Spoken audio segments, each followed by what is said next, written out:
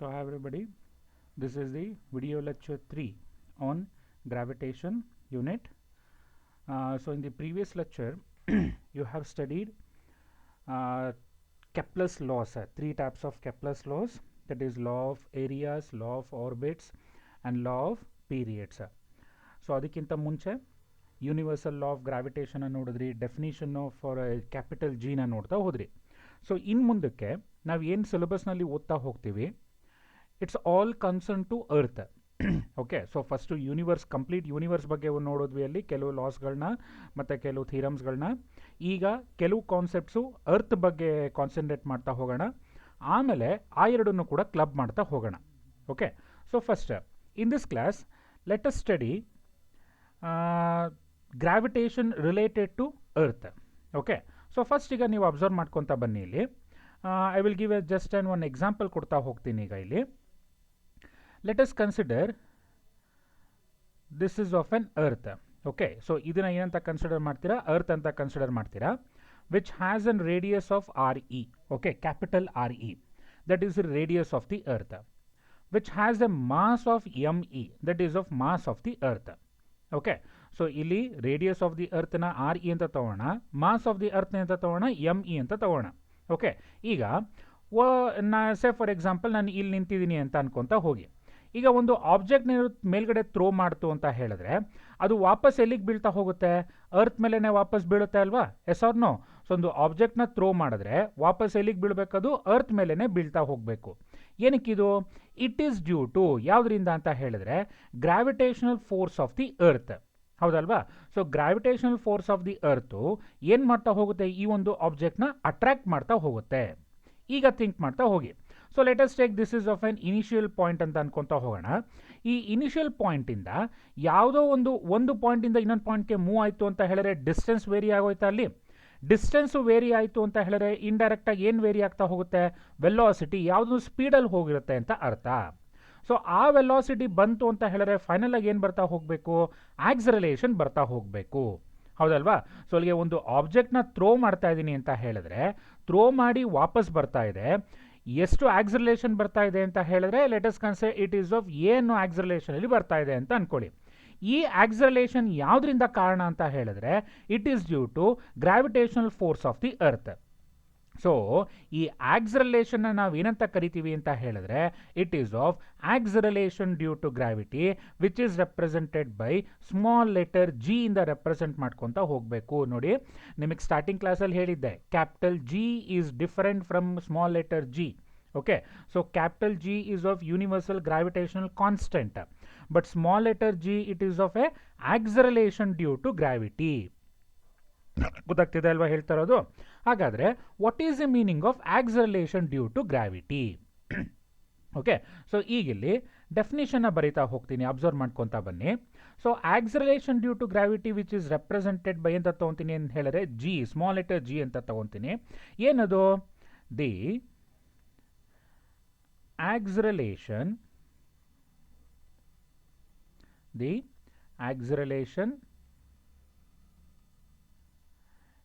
experienced by a body. Okay, the acceleration experienced by a body due to ಯಾವುದರಿಂದ ಅಂತ ಹೇಳಿದ್ರೆ gravitational force. Due to ಯಾವುದರಿಂದ? Gravitational force of ಯಾವುದು? Attraction. Gravitational force of attraction by the earth. Okay, gravitational force of attraction by the earth. ಇದನ್ನೇನಂತ ಕರಿತೀವಿ ಅಂತ ಹೇಳಿದ್ರೆ acceleration due to gravity ಅಂತ ಕರಿತೀವಿ. ಗೊತ್ತಾಗ್ತಿದೆ ಹೇಳ್ಕೊಡ್ತಾ ಇರೋದು? ಸೊ ಒನ್ಸ್ ಅಗೈನ್, ಸೊ ಒಂದು ಆಬ್ಜೆಕ್ಟು ಯಾವುದೋ ಒಂದು ಆಕ್ಸಲರೇಷನ್ಲಿ ಕೆಳಗಡೆ ಬರ್ತಾ ಇದೆ ಅಥವಾ ಹೋಗ್ತಾ ಇದೆ ಅಂತ ಹೇಳಿದ್ರೆ ಅದು ಯಾವುದರಿಂದ ಕಾರಣ? ಗ್ರಾವಿಟೇಷನಲ್ ಫೋರ್ಸ್ ಆಫ್ ಅಟ್ರಾಕ್ಷನ್ ಇಂದ ಕಾರಣ. ಸೊ ಆ ಫೆನಾಮಿನಾನ್ ಅಥವಾ ಪ್ರೋಸೆಸ್ನೇ ಅಂತ ಕರಿತೀವಿ ಅಂತ ಹೇಳಿದ್ರೆ acceleration due to gravity. Okay, G ಅಂತ ಹೇಳಿದ್ರೆ ಏನಂತ ಅರ್ಥ? It is of acceleration due to gravity ಅಂತ ಅರ್ಥ. ಓಕೆ, ನೆನಪಲ್ಲಿ ಇಟ್ಕೊಂತ ಬರಬೇಕು ಇದನ್ನ. ಗೊತ್ತಾಗಿದೆ ಅಲ್ವಾ ಡೆಫಿನಿಷನ್ ಏನು ಅಂತ ಇನ್ನೊಂದ್ಸಲ ಹೇಳ್ಕೊಡ್ತೀನಿ ನೋಡಿ ಈಗ. So acceleration due to gravity ಅಂತ ಹೇಳಿದ್ರೆ the acceleration experienced by a body due to gravitational force of attraction by the earth and it is represented by ಇಂದ ರೆಪ್ರೆಸೆಂಟ್ ಮಾಡ್ತೀವಿ ಅಂತ ಹೇಳಿದ್ರೆ ಸ್ಮಾಲ್ ಲೆಟರ್ ಜಿ ಇಂದ ರೆಪ್ರೆಸೆಂಟ್ ಮಾಡ್ಕೊತ ಬರ್ತೀನಿ. ನಾವು let us draw a diagram where it consist of an earth. Okay, ಆ ಅರ್ತಿಗೆ ರೇಡಿಯಸ್ ಎಷ್ಟಿದೆ ಅಂತ ಹೇಳಿದ್ರೆ let us take that value is of R E and mass ಎಷ್ಟಿದೆ ಅಂತ ಹೇಳಿದ್ರೆ it is of M E. Okay, consider an earth having a radius R E and mass M E. Let an object, okay, so let an object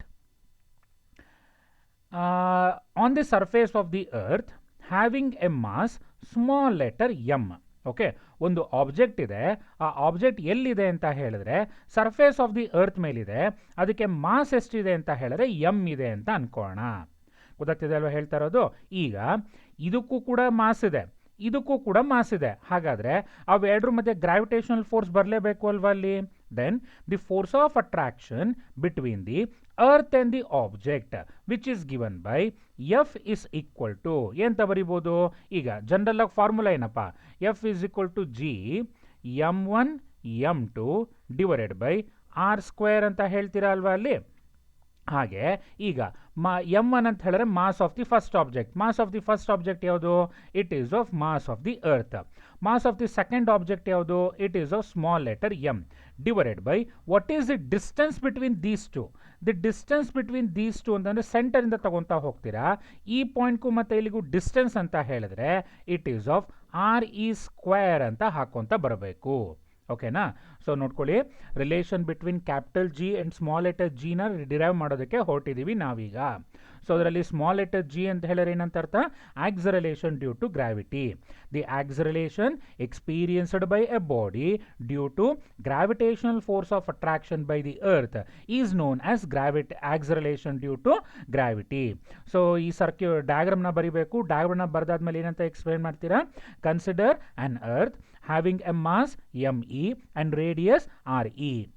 Let an object of mass m is on the surface of the earth. Therefore, the force of attraction between the ಯಾವುದು earth and the object is given by ಎಂತ ಬರಿಬೇಕು? F is equal to G M E into M divided by R E square ಅಂತ ಬರ್ಕೊಂತ ಹೋಗ್ತೀರಾ. ಹೇಳ್ಬೋದಲ್ವಾ ಇದನ್ನ? ಈಗ next ಏನು ಹಾಕೊಬೇಕು ಅಂತ ಹೇಳಿದ್ರೆ according to Newton's second law. Okay, so Newton's second law ಪ್ರಕಾರ we have the equation that is of F is equal to M into A ಅಂತ ಅರ್ಥ. ಓಕೆ, ಎಫ್ ಅಂತ ಹೇಳಿದ್ರೇನು? Force experienced by a mass. Okay, ಅಥವಾ object. Next M ಅಂತ ಹೇಳಿದ್ರೇನು? Mass. A ಅಂತ ಹೇಳಿದ್ರೆ ಆಕ್ಸಲರೇಷನ್. ಈಗ ನೋಡಿ, ಸೊ ಈ ಸರ್ಫೇಸ್ ಆಫ್ ದಿ ಅರ್ತ್ ಮೇಲೆ ಒಂದು ಆಬ್ಜೆಕ್ಟ್ ಇದೆ, ಅದಕ್ಕೆ ಮಾಸ್ ಏನಿದೆ ಅಂತ ಹೇಳಿದ್ರೆ ಎಮ್ ಇದೆ, ಅದನ್ನು ಎಮ್ ಅಂತ ಬರ್ಕೊತೀನಿ. ಯಾವ ಫೋರ್ಸ್ ಇರೋದು? As it is gravitational force F ಅಂತಲೇ ಬರ್ಕೊತ ಹೋಗೋಣ. ಬಟ್ ಅದು ಎಕ್ಸ್ಪೀರಿಯನ್ಸ್ ಅಂದರೆ ಇಲ್ಲಿ ಮೇಲಿರೋದಕ್ಕೆ ಕಾರಣ ಏನು? It is of force of attraction due to ಯಾವುದರಿಂದ? ಅರ್ತಿಂದ ಬರ್ತಾ ಇರೋಂಥ ಫೋರ್ಸ್ ಆಫ್ ಅಟ್ರಾಕ್ಷನ್ನು. ಆಕ್ಸಲರೇಷನ್ ಯಾವುದಂತ ಬರ್ಕೊತೀರಾ ಅಂತ ಹೇಳಿದ್ರೆ it is of small letter G ಅಂತ ಹಾಕೊತ ಬರಬೇಕು. ಗೊತ್ತಾಗಿದೆಯಾ ಹೇಳ್ಕೊಡ್ತಾ ಇರೋದು? Okay, so according to Newton's second law the force experienced by an object is given by that is of F is equal to M into A ಅಂತ ಹೇಳಿದ್ರೆ acceleration. ಈ ಒಂದು ಆಬ್ಜೆಕ್ಟು ಯಾವ ಆಕ್ಸಲರೇಷನ್ನ ಎಕ್ಸ್ಪೀರಿಯನ್ಸ್ ಮಾಡ್ತಾ ಇದೆ ಅಂತ ಹೇಳಿದ್ರೆ ಸ್ಮಾಲ್ ಲೆಟರ್ ಜಿ ಅನ್ನೋಷ್ಟು ಆಕ್ಸಲರೇಷನ್ನ ಎಕ್ಸ್ಪೀರಿಯನ್ಸ್ ಮಾಡ್ತಾ ಇದೆ. So let us take that equation ಏನಂತ ಬರ್ಕೊಳ್ಳೋಣ? 2 ಅಂತ ಬರ್ಕೊತಾ ಹೋಗೋಣ. ಸೊ ಈಗ ಏನು ಮಾಡ್ತಾ ಇದ್ದೀನಿ ಅಂತ ಹೇಳಿದ್ರೆ ಲೆಟ್ ಅಸ್ ಈಕ್ವೇಟ್ ಯಾವುದ್ಯಾವುದು? ಈಕ್ವೇಷನ್ 1 ಆ್ಯಂಡ್ ಈಕ್ವೇಷನ್ 2ನ ಈಕ್ವೇಟ್ ಮಾಡ್ಕೊತ ಬರೋಣ. ಆವಾಗ ಈಕ್ವೇಷನ್ 1 ಏನಿದೆಯಪ್ಪ ಅಲ್ಲಿ, ಮತ್ತು ಈಕ್ವೇಷನ್ 2 ಏನಿದೆ?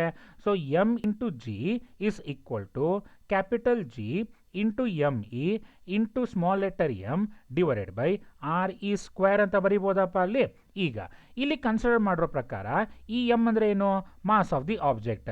ಈ ಎಮ್ ಅಂತ ಹೇಳಿದ್ರೇನು? Mass of the object. So ಎರಡೂ ಮಾಸಸ್ ಸೇಮ್ ಆಗಿರೋದ್ರಿಂದ ಎರಡೂ ಕೂಡ ಏನಾಗ್ತಾ ಹೋಗುತ್ತೆ? ಕ್ಯಾನ್ಸಲ್ ಆಗ್ತಾ ಹೋಗುತ್ತೆ. ಓಕೆನಾ? Okay, just a second. So next observe ಮಾಡಿ, ಈಗ ಸ್ಮಾಲ್ ಲೆಟರ್ ಎಮ್ ಕ್ಯಾನ್ಸಲ್ ಆಯಿತು ಅಂತ ಹೇಳಿದ್ರೆ ಉಳ್ಕೊಂಡಿದ್ದೇನು ಬರುತ್ತೆ? G is equal to it is of G M E divided by ಏನು ಬರ್ತಾ ಹೋಗಬೇಕು? ಆರ್ ಇ ಸ್ಕ್ವೇರ್ ಅಂತ ಬರ್ತಾ ಹೋಗುತ್ತೆ. So this is the expression for ಯಾವುದಕ್ಕೆ? Acceleration due to gravity. Okay, this is the expression for acceleration due to gravity. That is of small letter G and capital letter G. ನಿಮಗೆ 3 marks question ಇದು.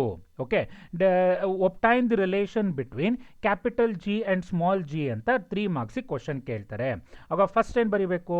You have to take the heading as acceleration due to gravity ಅಂತ heading ಬರೆದು ಅದು definition ಬರೀತೀರಾ. ಏನಂತ?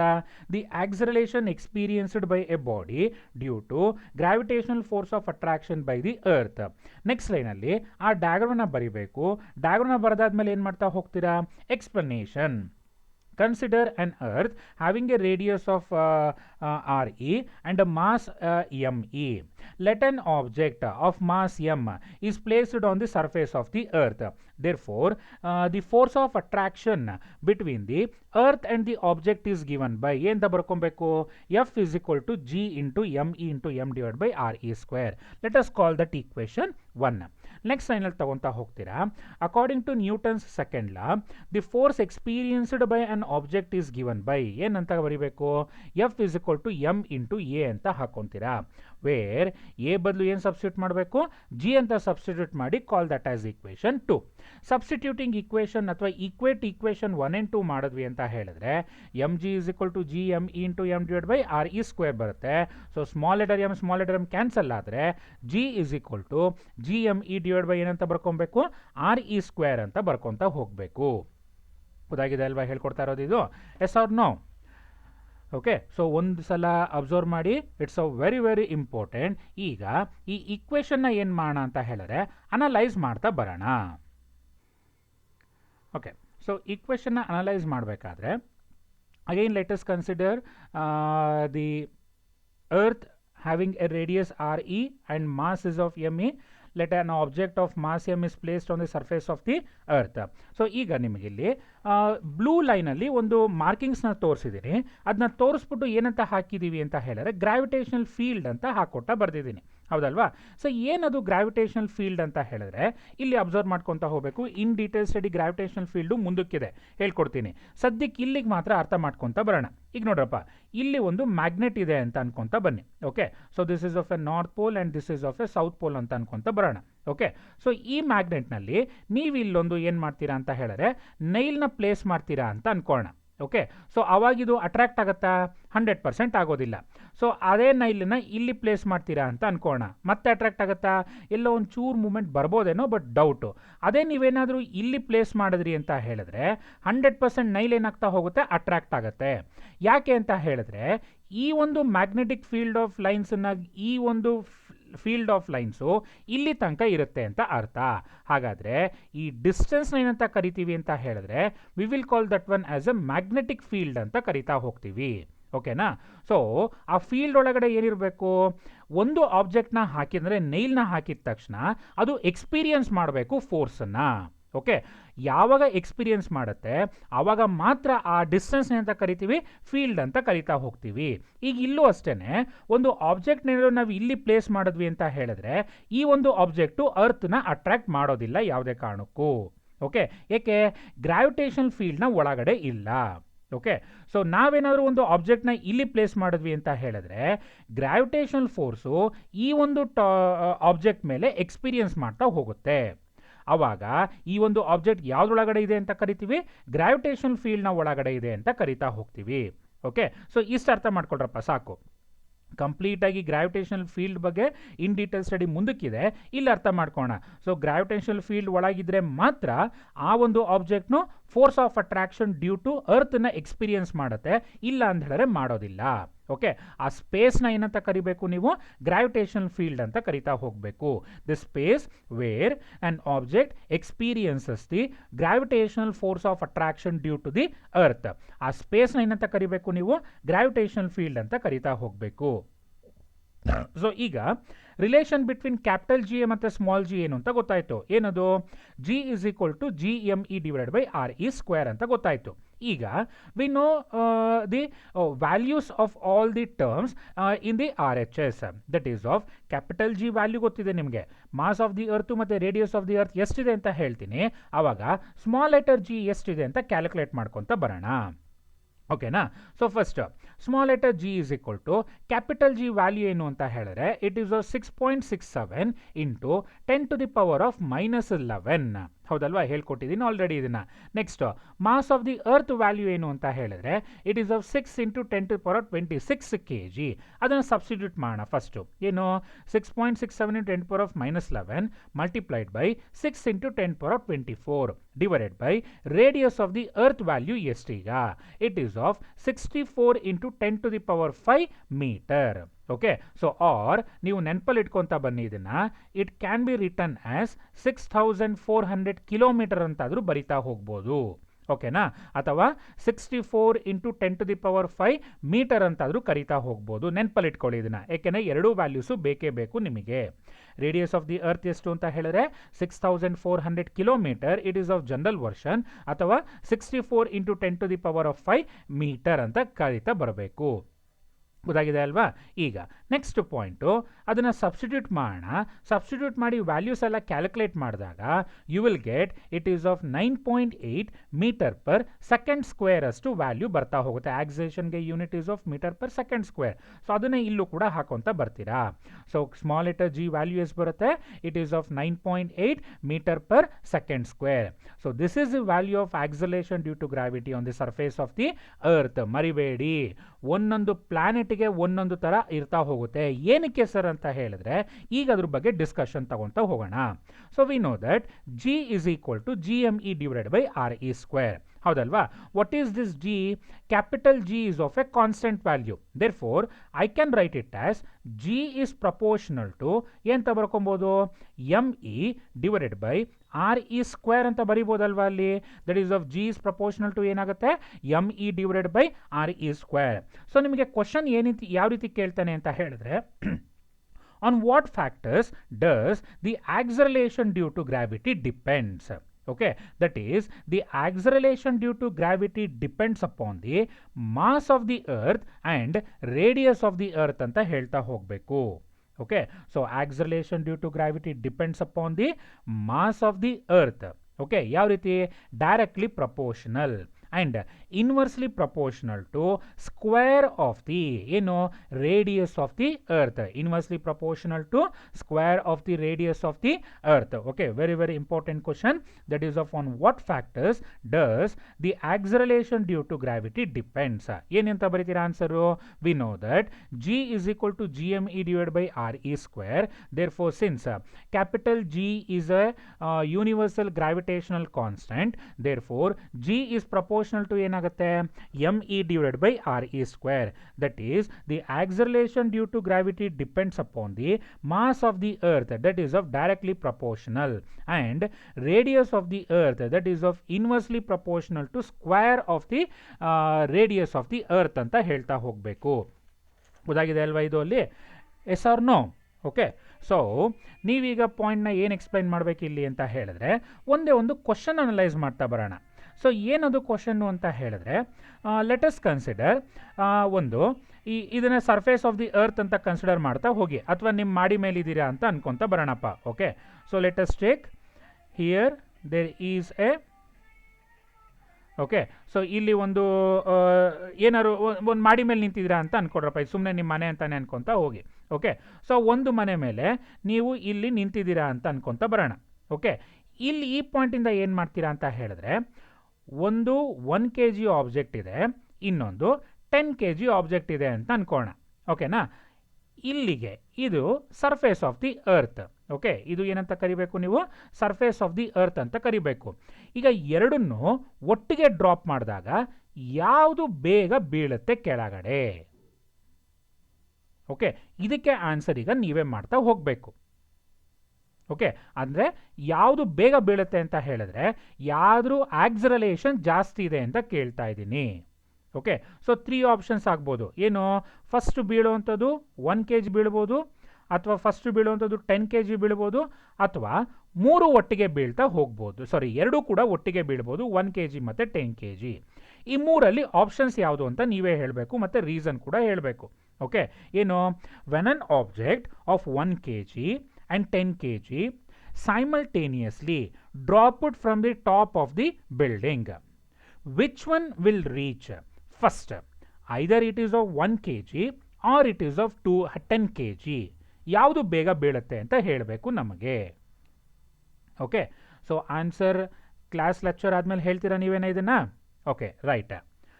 So ಅಥವಾ ಹೇಳ್ಬಿಡ್ತೀನಿ ನೋಡಿ. ಸೊ ಆನ್ಸರ್ನ ಪ್ರಕಾರ ಎರಡೂ ಕೂಡ ಏನಾಗ್ತಾ ಹೋಗಬೇಕು, ಒಟ್ಟಿಗೆ ಬೀಳ್ತಾ ಬರುತ್ತೆ. ಅಂದರೆ third option is of right answer. ಯಾಕೆ ಅಂತ ಹೇಳಿದ್ರೆ, ಸೊ ನೋಡಿ, ಯಾವ ಒಂದು ಆಕ್ಸಲರೇಷನ್ಲಿ ಡ್ರಾಪ್ ಆಗ್ತಾ ಇದೆ ಅಂತ ಹೇಳಿದ್ರೆ it is of acceleration due to gravity, right? So this acceleration due to gravity depends on which one? Mass of the earth. It will not depend on the mass of the object. Okay, whether it must be of 1 kg or it must be of 10 kg.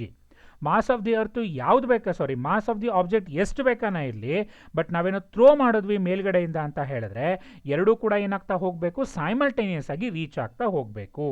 Okay, doubt ಇತ್ತು ಅಂತ ಹೇಳಿದ್ರೆ ಇದನ್ನು experiment ಮುಖಾಂತರ ನೀವು ಮಾಡಿ ನೋಡ್ಬೋದು. ಅಲ್ಲಿ ನಾನು ನೆಕ್ಸ್ಟ್ ಕ್ಲಾಸಲ್ಲಿ ನಿಮಗೊಂದು ವಿಡಿಯೋ ಹಾಕ್ತಾ ಹೋಗ್ತೀನಿ. ಅಂದರೆ ಏನು ಮಾಡ್ತಾರೆ ಸೈಂಟಿಸ್ಟು ಅಂತ ಹೇಳಿದ್ರೆ, ಸೊ ಕಂಪ್ಲೀಟ್ ಒಂದು ರೂಮಲ್ಲಿ ವ್ಯಾಕ್ಯೂಮ್ನ ಕ್ರಿಯೇಟ್ ಮಾಡ್ಕೊತಾ ಬರ್ತಾರೆ. ಅಂದರೆ ಯಾವುದೇ ರೀತಿ ಏರ್ ರೆಸಿಸ್ಟೆನ್ಸ್ ಇರಬಾರ್ದು ಇಲ್ಲಿ ಮೈನು ಕೂಡ. ಅಲ್ಲಿ ಅಂದರೆ ಈ ಏರ್ ರೆಸಿಸ್ಟೆನ್ಸ್ ಎಕ್ಸ್ಕ್ಲೂಡ್ ಮಾಡಿ ನಾನು ಮಾತಾಡ್ತಾ ಇರೋವಂಥದ್ದು. ಏರ್ ರೆಸಿಸ್ಟೆನ್ಸ್ ಇಲ್ಲದೆ ಇರೋವಾಗಿ ಒಂದು ರೂಮ್ನ ತಗೊಂಡು ಒಂದು 10 kg ಆಬ್ಜೆಕ್ಟ್ ಇಟ್ಕೊತಾನೆ, ಇನ್ನೊಂದು ನಾವು ಫೆದರ್ ಕೇಳಿದೀವಲ್ವಪ್ಪ ಅಂದರೆ ಕೋಳಿ ಪುಕ್ಕ, ಆ ಕೋಳಿ ಪುಕ್ಕನ ಬಿಡ್ತಾರೆ. ಎರಡೂ ಒಟ್ಟಿಗೆ ಬಿಟ್ಟಾಗ ಯಾವುದು ಬೇಗ ರೀಚ್ ಆಗುತ್ತೆ, ಎರಡು ಸೈಮಲ್ಟೇನಿಯಸ್ ಆಗಿ ರೀಚ್ ಆಗುತ್ತೆ ಅನ್ನೋದೇ ಕಾನ್ಸೆಪ್ಟು. ಓಕೆ, ಸೊ ಅದನ್ನು ಒಂದು ವಿಡಿಯೋನಲ್ಲಿ ತೋರಿಸ್ತಾ ಬರ್ತೀನಿ ನಿಮಗೆ ನೆಕ್ಸ್ಟ್ ಕ್ಲಾಸಲ್ಲಿ, ಅಬ್ಸರ್ವ್ ಮಾಡ್ಕೊತ ಬರೀರಂತೆ. ಈಗ ಇದೇನು ಅಂತ ಅರ್ಥ ಆಗಿದೆ ಅಲ್ವಾ ಅಲ್ಲಿ?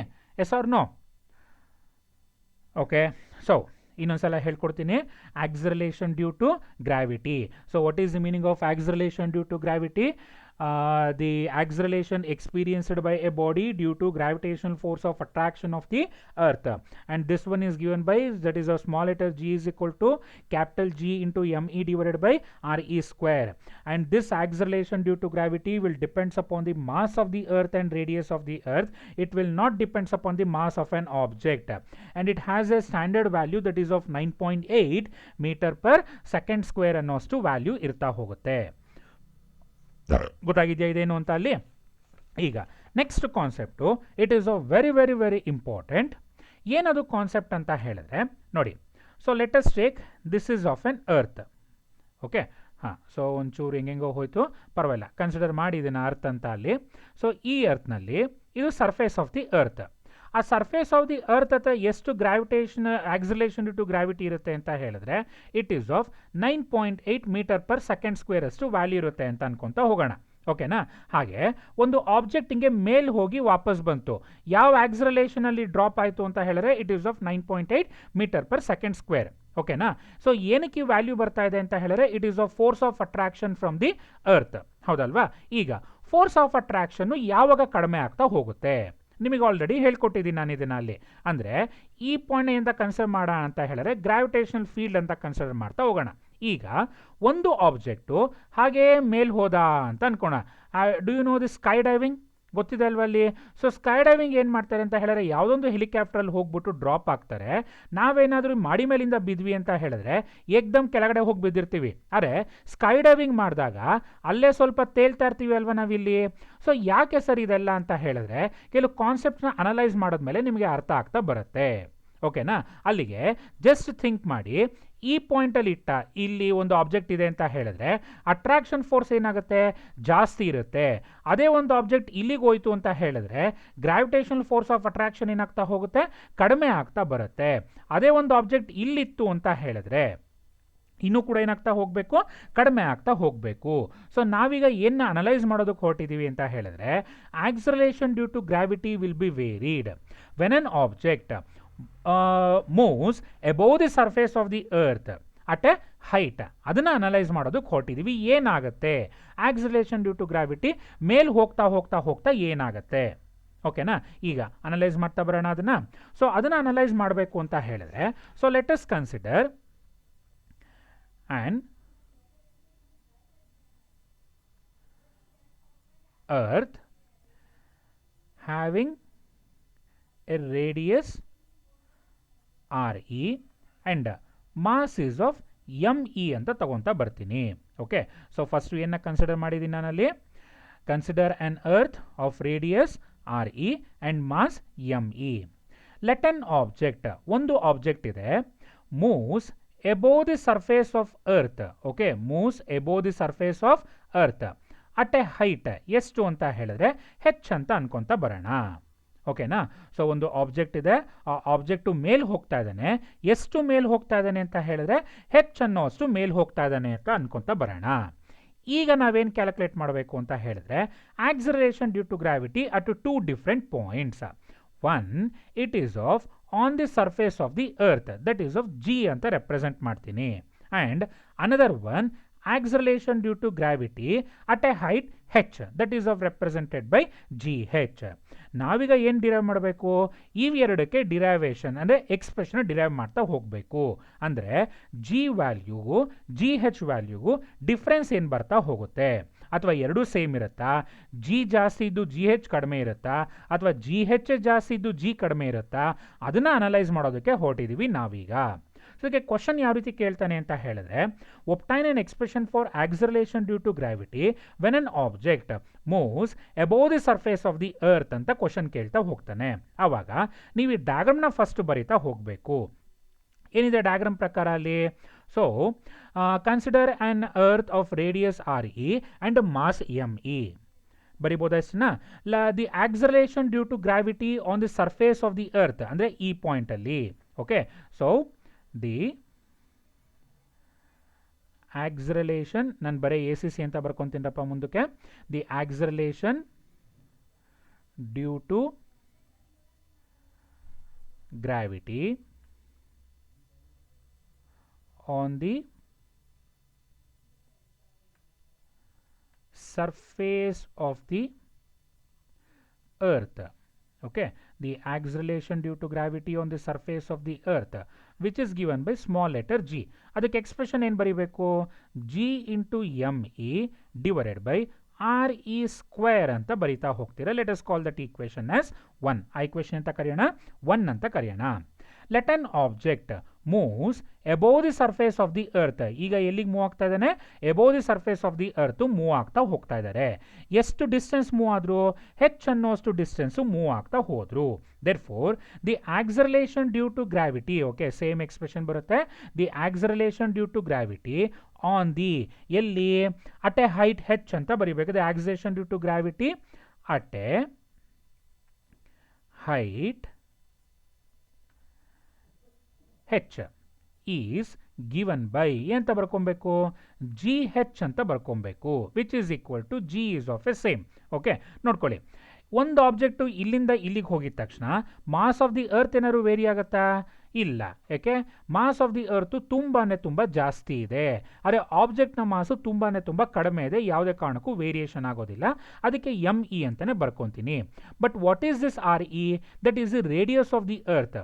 ಏನಕ್ಕಲ್ಲಿ ನಾವು ರೇಡಿಯಸ್ ಆಫ್ ದಿ ಅರ್ತ್ನ ಬರ್ಕೊಂಡಿದ್ದು ಅಂತ ಹೇಳಿದ್ರೆ, from the center of the ಅರ್ತಿಂದ ಈ ಪಾಯಿಂಟ್ ತನಕ ಎಷ್ಟು ಡಿಸ್ಟೆನ್ಸ್ ಇತ್ತು, RE ಅನ್ನೋ ಡಿಸ್ಟೆನ್ಸ್ ಇತ್ತು. ಆದರೆ ನಾವೀಗ ಕ್ಯಾಲ್ಕುಲೇಟ್ ಮಾಡ್ತಾ ಇರೋದು ಈ ಪಾಯಿಂಟಿಂದ ಈ ಪಾಯಿಂಟ್ ತನಕ ಅಲ್ವಾ ಅಲ್ಲಿ. ಹಾಗಾದರೆ ಇಲ್ಲಿಂದ ಇಲ್ಲಿಗೆ ಎಷ್ಟು ಡಿಸ್ಟೆನ್ಸ್ ಆಗುತ್ತೆ, it is of RE plus H ಅಷ್ಟು ಡಿಸ್ಟೆನ್ಸ್ ಆಗ್ತಾ ಹೋಗುತ್ತೆ. So instead of RE you have to write it as ಎಂತ ಬರ್ಕೊಬೇಕು, RE plus H whole square ಅಂತ ಬರ್ಕೊಬೇಕು. So let us call that equation as 2 ಅಂತ ಬರ್ಕೊತ ಬರೋಣ. ಓಕೆ, ಇಷ್ಟು ಇನ್ನೊಂದ್ಸಲ ಹೇಳ್ಕೊಡ್ತೀನಿ ನೋಡಿ. ಕ್ವಶನ್ ಏನಂತ ಕೇಳ್ತಾನೆ, obtain an expression for acceleration due to gravity when an object moves above the surface of the earth. So first ಡಯಾಗ್ರಾಮ್ನ ಬರೀತೀರಾ. Consider an earth of radius RE and mass ME. The acceleration due to gravity on the surface of the earth is given by G is equal to GME divided by RE square. So let us call that equation as 1. Next, let an object moves above the surface of the earth at a height h which is given by, that is of GH is equal to GME divided by RE plus H whole square ಅಂತ ಹಾಕೊಂತ ಬರಬೇಕು. So ಇಲ್ಲಿ RE ಏನಕ್ಕೆ ಅಂತ ಹೇಳಿದ್ರೆ distance between the object and earth is of RE, ಯಾಕಂದ್ರೆ centre ಇಂದ ತಗೊಂತ ಹೋಗಬೇಕು. ಹಾಗೆ ಒಂದು ಆಬ್ಜೆಕ್ಟ್ ಇಲ್ಲಿಗೆ ಹೋಯ್ತು ಅಂತ ಹೇಳಿದ್ರೆ distance between that is of RE plus H whole square ಅಂತ ಹಾಕೊಂತ ಬರ್ತೀರಾ. ನಾವು let us divide equation 2 by equation 1. ಏನು ಬರುತ್ತೆ ಆಗ ಅಲ್ಲಿ? So GH divided by G. Okay, so GH divided by G. GH is equal to ಏನಿದೆಯಪ್ಪ ಅಲ್ಲಿ? GME divided by RE plus H whole square. Whole divided by ಏನು ಬರುತ್ತೆ? Small letter G is equal to formula ಏನು? GME divided by RE square ಅಂತ formula ಇದೆ, ಹೌದಲ್ವಾ? That implies, ನೀವು next ಲೈನಲ್ಲಿ ಬರ್ಕೊಳ್ಳಿ ಇದನ್ನು, GH divided by G is equal to, okay, so ಈಗ GME divided by RE plus H whole square multiplied by, ಈಗ ನೋಡ್ರಪ್ಪ ಇಲ್ಲಿ x by y whole divided by p by q ಇತ್ತು ಅಂತ ಹೇಳಿದ್ರೆ you can write it as x by y multiplied by q by p ಅಂತ ಬರಿಬೋದಲ್ವಾ? So ಇದು reciprocal ಆಗುತ್ತೆ ಮೇಲ್ಗಡೆ ಹೋದರೆ. ಅದನ್ನು ಇಲ್ಲಿ ಬರ್ಕೊತಾ ಇದ್ದೀನಿ. ಈಗ ಇಲ್ಲಿ p by q ಇದೆ, ಮೇಲ್ಗಡೆ ಹೋದರೆ ಏನಾಗುತ್ತೆ? ಅದು q by p ಆಗುತ್ತೆ. ಅವಾಗ ಏನಂತ ಬರ್ಕೊತೀರಾ? That is of RE square divided by GME ಅಂತ ಬರ್ಕೊತ ಬರಬೇಕು. ಏನು ಕ್ಯಾನ್ಸಲ್ ಆಗುತ್ತೆ ಈಗ? GME ಮತ್ತು GME ಏನಾಗಬೇಕು? ಕ್ಯಾನ್ಸಲ್ ಆಗ್ತಾ ಬರಬೇಕು. ದಟ್ ಇಂಪ್ಲೈಸ್ ಏನು ಉಳ್ಕೊಂತು ಅಷ್ಟನ್ನು ಮಾತ್ರ ಬರ್ಕೊತಾ ಇದ್ದೀನಿ. That is of GH divided by G is equal to ಏನು ಉಳ್ಕೊಂಡಿದೆ ಇಲ್ಲಿ? RE ಡಿವೈಡೆಡ್ ಬೈ ಏನು ಉಳ್ಕೊಂಡಿದೆಯಪ್ಪ? RE plus H. ಸೊ ಎರಡಕ್ಕೂ ಕೂಡ ಏನಾಗಿದೆ? ಸ್ಕ್ವೇರ್ ಇದೆ. ಓಕೆ, ನಿಮಗೇನಾದರೂ x square divided by y square ಇತ್ತು ಅಂತ ಹೇಳಿದ್ರೆ ಅದನ್ನು x by y whole square ಅಂತ ಬರ್ಕೊತೀರಾ ಅಲ್ವಾ? ಅದೇ ರೀತಿ r square divide by RE plus H whole square ಇದೆ. ನಾನು ಅದನ್ನು ಏನಂತ ಬರ್ಕೊಬೋದು ಈಗ ಅಲ್ಲಿ? GH divided by G is equal to RE divided by RE plus H whole square ಅಂತ ಬರ್ಕೊಬೋದಾ? ಶೋರ್. ಓಕೆ, ಸೊ ಇನ್ನು ಒಂದು ಸ್ಟೆಪ್ನ ಇಲ್ಲೇ ಬರ್ಕೊತೀನಿ, ರೆಸಿಪ್ರೋಕಲ್ ತಗೊತೀನಿ. ಇದನ್ನು ರೆಸಿಪ್ರೋಕಲ್ ತಗೊಂಡಾಗ ಏನು ಬರುತ್ತೆ ಅಬ್ಸರ್ವ್ ಮಾಡ್ಕೊತಾ ಬನ್ನಿ ಈಗ, ಅಥವಾ ಡೈರೆಕ್ಟಾಗಿ ಎಕ್ಸ್ಪ್ರೆಷನ್ ಫಾರ್ GHನು ಕೂಡ ಬರ್ಕೊಬೋದು. ಇಲ್ಲಿ ರೆಸಿಪ್ರೋಕಲ್ ತಗೊಂಡ್ರೆ ನಾವು G divided by GH is equal to, ಈಗ ಇದನ್ನು ರೆಸಿಪ್ರೋಕಲ್ ತೊಗೊಂಡ್ರೆ LHS RHS ಎರಡೂ ಕೂಡ ರೆಸಿಪ್ರೋಕಲ್ ತೊಗೊಬೇಕಲ್ವಾ? ಆವಾಗ RE plus H divided by RE whole square ಅನ್ನೋದು ಈಕ್ವೇಷನ್ ಬರ್ತಾ ಹೋಗುತ್ತೆ. ಸರ್ ಏನಕ್ಕೆ ರೆಸಿಪ್ರೋಕಲ್ ತೊಗೊಂಡ್ರಿ? ತೊಗೊಳೋಂಥ ಅಗತ್ಯನೂ ಇರಲಿಲ್ಲ ಅಂತ ಹೇಳಿದ್ರೆ ಇಲ್ಲಿ ಹೇಳ್ಕೊಡ್ತೀನಿ, ಅಬ್ಸರ್ವ್ ಮಾಡ್ಕೊಳ್ಳಿ ಅದನ್ನು. ಸೊ ಏನಕ್ಕೆ ನಾವು ರೆಸಿಪ್ರೋಕಲ್ ತೊಗೊಂಡಿದ್ದು ಅಂತ ಹೇಳಿದ್ರೆ ನಿಮಗೆ ಎರಡು ಈಕ್ವೇಷನ್ ಕೊಡ್ತೀನಪ್ಪ. X divide by X plus Y ಅಂತ ಒಂದು ಈಕ್ವೇಷನ್ ಇದೆ, ಇನ್ನೊಂದು ಈಕ್ವೇಷನ್ ಬಂದು X plus Y divide by X ಅಂತ ಇದೆ. ಇವೆರಡನ್ನ ಸ್ಪ್ಲಿಟ್ ಮಾಡಿ ಬರೀರಿ ಅಂತಂದರೆ ಯಾವುದನ್ನು ಈಸಿಯಾಗಿ ಬರೀತೀರಾ? ಸೆಕೆಂಡ್ ಒನ್ನ ತಗೊತಾ ಹೋಗ್ತೀರಾ. ಏನು? X by X plus y by X ಅಂತ ಈಸಿಯಾಗಿ ಬರ್ಕೊತಾ ಬರ್ತೀರಾ. ಬಟ್ ಇದನ್ನು ಆ ರೀತಿ ಸ್ಪ್ಲಿಟ್ ಮಾಡೋಕ್ಕಾಗತ್ತಾ? 100% ಸ್ಪ್ಲಿಟ್ ಮಾಡೋದಕ್ಕಾಗಲ್ಲ. ಇದೇ ಪ್ರಾಬ್ಲಮ್ಮು ಇಲ್ಲೂ ಕೂಡ ಆಗಿದ್ದು. RE divide by RE plus whole ಸ್ಕ್ವೇರ್ನ ಸ್ಪ್ಲಿಟ್ ಮಾಡೋದಕ್ಕಾಗಲ್ಲ. ಅದಕ್ಕೋಸ್ಕರ ಏನು ಮಾಡ್ತಾ ಹೋಗ್ಬೇಕು? ಅದನ್ನು ರೆಸಿಪ್ರೋಕಲ್ ತಗೊತಾ ಹೋಗಬೇಕು. ಸೊ ರೆಸಿಪ್ರೋಕಲ್ ತಗೊಂಡಾಗ RE plus H divide by RE whole square ಸಿಗ್ತಾ ಹೋಗುತ್ತೆ. ಈಗ ನೆಕ್ಸ್ಟ್ ಎಕ್ಸ್ಪ್ರೆಷನಿಗೆ ಬರೋಣ. ಸೊ ಹಿಂದಿನ ಎಕ್ಸ್ಪ್ರೆಷನ್ ಏನಿತ್ತು ನಮಗೆ? GH ಡಿವೈಡೆಡ್ ಬೈ G ಇರ್ತಾ ಹೋಯಿತು. ಸಾರಿ ಹಾಂ, so G divided by GH ಇತ್ತು. So which is equal to ಏನಂತ ಬರ್ಕೊಂಡ್ರಿ ಅಲ್ಲಿ? RE plus H divided by RE whole square ಅಂತ ಬರ್ಕೊಂಡಿದ್ರಿ, ಹೌದಲ್ವಾ? ಇದನ್ನು ಸ್ಪ್ಲಿಟ್ ಮಾಡೋಣಪ್ಪ. ಈಗ ಸ್ಪ್ಲಿಟ್ ಮಾಡಿದ್ರೆ ಏನು ಬರುತ್ತೆ? RE divided by RE plus H divided by RE ಏನಂತ ಹಾಕೊಬೇಕು? ಹೋಲ್ ಸ್ಕ್ವೇರ್ ಅಂತ ಹಾಕೊತಾ ಹೋಗ್ತೀರಾ. Where RE by RE cancel ಆದರೆ ಏನು ಉಳ್ಕೊತಾ ಹೋಗುತ್ತೆ? 1 plus H divided by RE whole square. That must be equal to ಯಾವ್ದು ಹಾಕೊತೀರಾ? G ಡಿವೈಡ್ ಬೈ GHನ ಹಾಕೊತಾ ಹೋಗ್ತೀರಾ. ಈಗ ನಾನೇನು ಮಾಡ್ತೀನಿ ಅಂತ ಹೇಳಿದ್ರೆ GHನ ನ್ಯೂಮಿನೇಟರ್ ಕಳಿಸ್ತೀನಿ, ಹಾಗೆ 1 ಪ್ಲಸ್ H ಹೋಲ್ ಸ್ಕ್ವೇರ್ನ ಡಿನಾಮಿನೇಟರ್ ಕಳಿಸ್ತೀನಿ. ಆಗ ಏನು ಬರುತ್ತೆ ಅಬ್ಸರ್ವ್ ಮಾಡ್ಕೊತಾ ಬನ್ನಿ. ಸೊ GH ನ್ಯೂಮಿನೇಟರ್ಗೆ ಹೋಯಿತು, G ಡಿವೈಡೆಡ್ ಬೈ ಡಿನಾಮಿನೇಟರಲ್ಲಿ ಯಾವ ವ್ಯಾಲ್ಯೂ ಬಂತು ನಮಗಲ್ಲಿ? 1 plus H divided by RE whole square ಅನ್ನೋಷ್ಟು ವ್ಯಾಲ್ಯೂ ಬಂತು ನಮಗೆ. ಈಗ ಈ ಒಂದು ಪಾರ್ಟ್ನ ನ್ಯೂಮಿನೇಟರ್ ಕಳಿಸ್ತೀನಪ್ಪ. Okay, so GH is equal to ಏನು ಬರುತ್ತೆ? G into 1 plus H divided by R E whole square ಅನ್ನೋದರ ಬದಲು -2 ಅಂತ ಹಾಕೊತೀನಿ. ಯಾಕೆ ಸರ್ ಅಂತ ಹೇಳಿದ್ರೆ 1 ಡಿವೈಡ್ ಬೈ ಎ ಸ್ಕ್ವೇರ್ ಇತ್ತು ಅಂತ ಹೇಳಿದ್ರೆ ನೀವು ಅದನ್ನು ಎ ಟು ದಿ ಪವರ್ -2 ಅಂತ ಬರ್ಕೊತೀರಾ ಅಲ್ವಾ. ಹಾಗೆ ಎ ಬದಲು ಇಲ್ಲೇನಿದೆ 1 plus H divide by R E ಇದೆ. ಅದ್ರ ಬದಲು 1 plus H divide by R E ನ ನ್ಯೂಮೆಟ್ರಿಗೆ ಹೋಯಿತು ಅಂತ ಹೇಳಿದ್ರೆ ಹೋಲ್ ಟು ದಿ ಪವರ್ ಏನಾಗ್ತಾ ಹೋಗುತ್ತೆ -2 ಆಗ್ತಾ ಹೋಗುತ್ತೆ. ಈಗ ಅದನ್ನು ಬರ್ಕೊಂಡಿದ್ದೀನಿ ಇಲ್ಲಿ, ಇನ್ನೊಂದ್ಸಲ ಬರ್ಕೊತೀನಿ ನೋಡ್ರಪ್ಪ. That is of G H is equal to ಏನು ಬರುತ್ತೆ ಅಂತ ಹೇಳಿದ್ರೆ G into 1 plus H divided by R E whole to the power of -2 ಅಂತ ಬರ್ಕೊತೀರಾ. ನಿಮಗೆ a plus b whole square ಇದ್ರೆ ಏನಂತ ಬರ್ಕೊತೀರಾ ಅದನ್ನು? A square plus b square plus 2ab ಅಂತ ಬರ್ಕೊತೀರಾ ಅಲ್ವಾ. ಅದೇ a plus b whole cube, a plus b whole to the power 4, a plus b whole to the power 10 ಇತ್ತು ಅಂತ ಹೇಳಿದ್ರೆ ಅವಾಗ ಅದನ್ನು ಎಕ್ಸ್ಪ್ಯಾಂಡ್ ಮಾಡೋದಕ್ಕೆ ಏನು ಮಾಡಬೇಕು? You have to use binomial ಎಕ್ಸ್ಪ್ಯಾನ್ಷನ್ನ ಯೂಸ್ ಮಾಡ್ಕೊತ ಬರಬೇಕು. ಏನ ಯೂಸ್ ಮಾಡ್ಕೊತೀರಾ? Binomial expansion. ಆ ಒಂದು ಬೈನಾಮಿಯಲ್ ಎಕ್ಸ್ಪ್ಯಾನ್ಷನ್ನ ಪ್ರಕಾರ ಓಕೆ ಏನು ಬರ್ಕೊತಿದ್ದೀನಿ ಇಲ್ಲಿ ಅಂತ ಹೇಳಿದ್ರೆ if H is very much less than R. ಯಾಕೆ ಸರ್ ಇದು ಕಂಡೀಷನ್ನು ಅಂತ ಹೇಳಿದ್ರೆ ನೋಡಿ, ನಾವು ಕನ್ಸಿಡರ್ ಮಾಡ್ತಾ ಇರೋಂಥ ಅರ್ತ್ ರೇಡಿಯಸ್ ಎಷ್ಟಿದೆ? It is of 6400 kilometre. ಹೌದಲ್ವಾ? ಅಂದರೆ ನಮ್ಮ ಅರ್ತ್ನ ರೇಡಿಯಸ್ ಬಂದು 6400 ಕಿಲೋಮೀಟರ್ ಇದೆ. ಅದೇ ಒಂದು ಹೈಟ್ ಹೋದ್ವಿ ಅಂತ ಹೇಳಿದ್ರೆ ಮ್ಯಾಕ್ಸಿಮಮ್ ಎಷ್ಟು ಕಿಲೋಮೀಟರ್ ಹೋಗ್ಬೋದು? ಒಂದು 100 ಕಿಲೋಮೀಟರ್ ನಾವು ಮೇಲ್ಗಡೆ ಹೋಗ್ಬೋದಾ above the surface of the earth? So above the surface of the earth 100 kilometre ಹೋಗೋದಕ್ಕೂ radius of the earth 6400 kilometre ಇರೋದಕ್ಕೂ ಇವೆರಡನ್ನು ಕಂಪೇರ್ ಮಾಡಿದ್ರೆ ರೇಡಿಯಸ್ ಆಫ್ ದಿ ಅರ್ತ್ ಏನಾಗುತ್ತೆ? ತುಂಬ ಜಾಸ್ತಿ ಇದೆ. ಅದಕ್ಕೋಸ್ಕರ ಅಂತ ಹಾಕ್ಕೊತಾ ಇದ್ದೀನಿ H is a very much less then R E ಅಂತ ಹಾಕ್ಕೊತೀನಿ. ಸೊ ಈ ಕಂಡೀಷನ್ ಇದ್ದಾಗ 1 plus H divided by R E whole to the power of -2 na I can write it as 1 minus h divided by 2re ಅಂತ ಬರ್ಕೊಂತ ಹೋಗ್ಬೋದು. Okay, so ಏನಂತ ಬರ್ಕೊಬೋದು?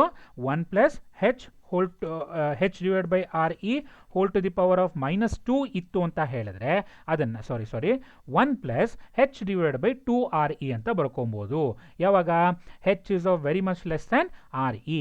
ಅವಾಗ expression ಏನು ಬರುತ್ತೆ ಅಂತ ಹೇಳಿದ್ರೆ G H is equal to G into 1 plus made a mistake 1 minus 2h by re. Okay, so 1 minus 2h divided by re ಅಂತ ಎಕ್ಸ್ಪ್ರೆಷನ್ನ ಬರ್ಕೊಂತ ಬರಬೇಕು. Okay, just I made a mistake. ನೋಡಿ, ಇಫ್ ಕಂಡೀಷನ್ನು if H is of very much less than R E ಇತ್ತು ಅಂತ ಹೇಳಿದ್ರೆ 1 plus H divide by R E whole to the power -2ನ ಏನಂತ ಬರ್ಕೊಬೋದು ನೀವು? 1 minus 2h divide by R E ಅಂತ ಬರ್ಕೊತ ಹೋಗ್ಬೋದು. ಸೊ ದಿಸ್ ಈಸ್ ದಿ ಏನು ಎಕ್ಸ್ಪ್ರೆಷನ್ ಫಾರ್ ಯಾವುದಕ್ಕೆ? Acceleration due to gravity when a person moves above the surface of the earth ಅಂತ ಹೇಳ್ತಾ ಬರ್ತೀವಿ. ಈಗ ಥಿಂಕ್ ಮಾಡ್ತಾ ಬರೋಣ, whether the acceleration due to gravity decreases or increases when an object moves above the surface of earth ಬಗ್ಗೆ think ಮಾಡ್ತಾ ಬರೋಣ ಈಗ. ಓಕೆ, ಸೊ ಇದಕ್ಕಿಂತ ಮುಂಚೆ ಡಿರೈವೇಷನ್ ಇನ್ನೊಂದ್ಸಲ ಅಬ್ಸರ್ವ್ ಮಾಡೋಣ. So first you have to take the heading as that is of obtain an expression for the acceleration due to gravity when an object moves above the surface of the earth. So first ಅದನ್ನು ಬರೆದಿದ ತಕ್ಷಣ ಏನು ಮಾಡಬೇಕು? ಡಯಾಗ್ರಾಮ್ನ ಬರೀತಾ ಹೋಗ್ತೀರಾ. So ಡಯಾಗ್ರಾಮ್ನ ಹಾಕಾದ್ಮೇಲೆ consider an earth having a radius R E and a mass M E. The acceleration due to gravity on the surface of the earth which is given by ಏನಂತ ಬರೀತೀರಾ? G is equal to G M E divide by R E square. Let us call that equation as 1. Next, let an object of mass m on the surface of the earth moves to a height h. Then the acceleration due to gravity at a height h is given by gh is equal to gme divided by re plus h whole square. ಹೌದಲ್ವಾ? So let us call that equation as 2. Divide equation 2 by 1 ಹಾಕೊಂತೀರಾ. ಸ್ಟೆಪ್ಸ್ನ observe ಮಾಡ್ಕೊತಾ ಬನ್ನಿ ಈಗ. So G H divide by G ಹಾಕ್ಕೊಂಡಾಗ G ಹೆಚ್ಗೆ expression ಬರ್ಕೊಂಡಿದ್ದೀನಿ, ಜಿಗೆ ಎಕ್ಸ್ಪ್ರೆಷನ್ ಬರ್ಕೊಂಡಿದ್ದೀನಿ. ಇಲ್ಲಿ ಕ್ರಾಸ್ ಮಲ್ಟಿಪ್ಲೈ ಅಂದರೆ ರೆಸಿಪ್ರೋಕಲ್ ತೊಗೊತಾ ಇದ್ದೀನಿ, ಯಾಕಂದರೆ ನ್ಯೂಮೆಟ್ರಿಕ್ ವ್ಯಾಲ್ಯೂ ಕಳಿಸ್ಕೊಂಡಿದ್ದೀನಿ. ಸೊ ಜಿ ಎಮ್ ಇ ಮತ್ತು ಜಿ ಎಮ್ ಇ ಏನಾಗ್ತಾ ಹೋಗುತ್ತೆ? ಕ್ಯಾನ್ಸಲ್ ಆಗಿ ಉಳ್ಕೊಂಡಿದ್ದೇನು ಅಂತ ಹೇಳಿದ್ರೆ R E square divide by R E plus H whole square ಮಾತ್ರ ಉಳ್ಕೊತ ಬರುತ್ತೆ. ಹೌದಲ್ವಾ? ಸೊ ಅವಾಗ ಇದನ್ನು ನಾನು ಸ್ಪ್ಲಿಟ್ ಮಾಡ್ಕೊಬೇಕಾರೋ ಉದ್ದೇಶದಿಂದ ಇದನ್ನು ರೆಸಿಪ್ರೋಕಲ್ ತೊಗೊಂಡು ಏನಂತ ಬರ್ಕೊತಾ ಇದ್ದೀನಿ, G divide by G H is equal to G R E plus H whole square divided by R E whole square ಅಂತ ಬರ್ಕೊತಾ ಹೋಗ್ತಾ ಇದ್ದೀವಿ. ಸೊ ಇಲ್ಲಿ ಸ್ಪ್ಲಿಟ್ ಮಾಡ್ಕೊಂಡಾದ್ಮೇಲೆ ಟ್ರಾನ್ಸ್ಮಿಷನ್ನ ಮಾಡ್ಕೊತಾ ಇದ್ದೀನಿ, ಏನು ನ್ಯೂಮರೇಟರ್ ಟು ಡಿನಾಮಿನೇಟರ್ನ. ಆವಾಗ G divide by 1 plus H divide by R E whole ಸ್ಕ್ವೇರ್ನ ಈಸ್ ಈಕ್ವಲ್ ಟು ಏನಂತ ಹಾಕೊಬೇಕು, ಜಿ ಅಂತ ಹಾಕೊಂತ ಬರಬೇಕು. ಸೊ ಈ ಒಂದು ಫ್ಯಾಕ್ಟರು ನ್ಯೂಮರೇಟರ್ಗೆ ಹೋಯಿತು ಅಂತ ಹೇಳಿದ್ರೆ G H is equal to G into 1 plus H divide by R E whole to the power ಏನಾಗ್ತಾ ಹೋಗುತ್ತೆ, -2 ಅಂತ ಆಗ್ತಾ ಹೋಗುತ್ತೆ. By using the binomial expression and if H is of very much less than R E, 1 plus H by R E whole to the power -2 can be written as 1 - 2h by R E ಅಂತ ಬರ್ಕೊತ ಬರ್ಬೋದು.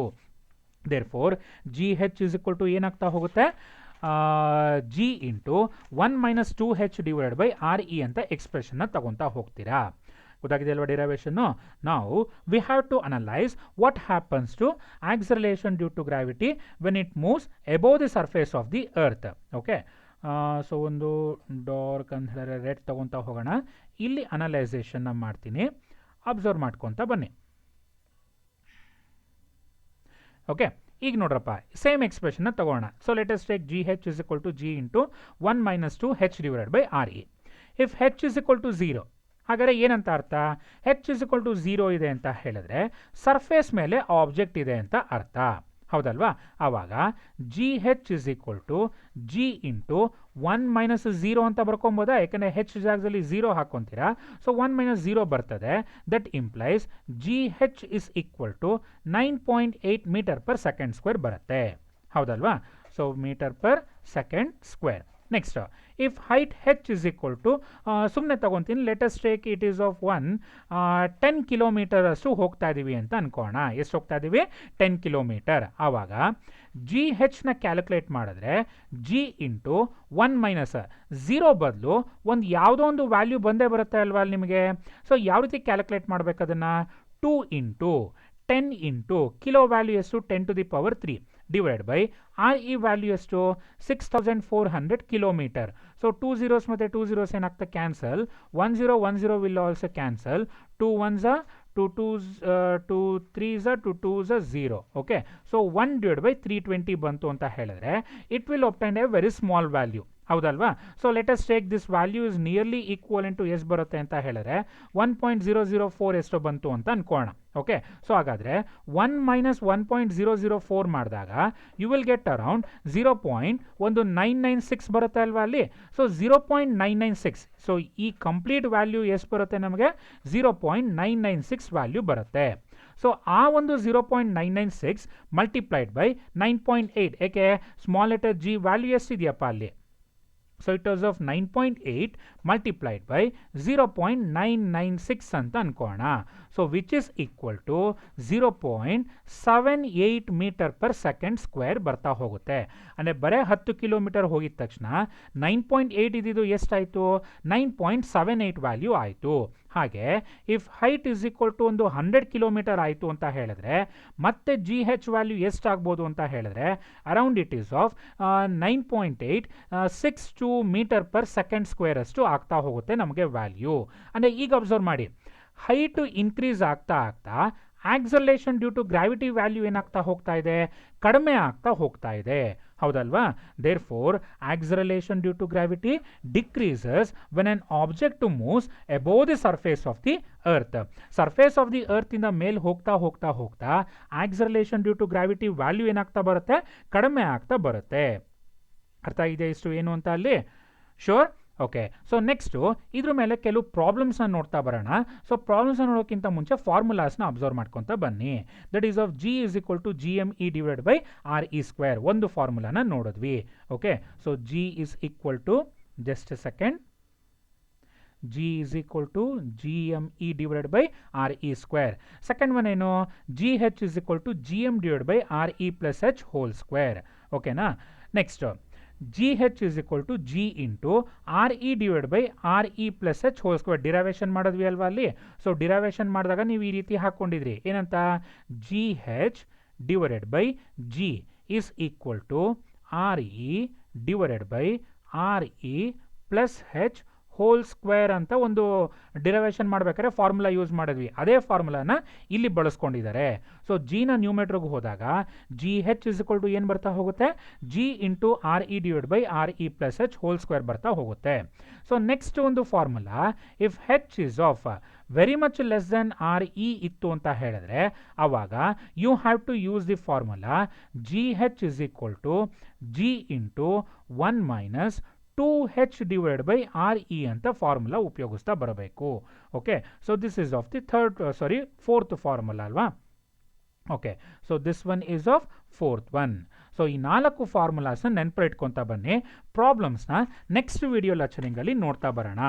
ಓಕೆನಾ? So ಏನಾದ್ರು doubt ಇದೆಯಾ ಇದ್ರ ಮೇಲೆ? So doubt ಇತ್ತು ಅಂತ ಹೇಳಿದ್ರೆ just you can ask me now.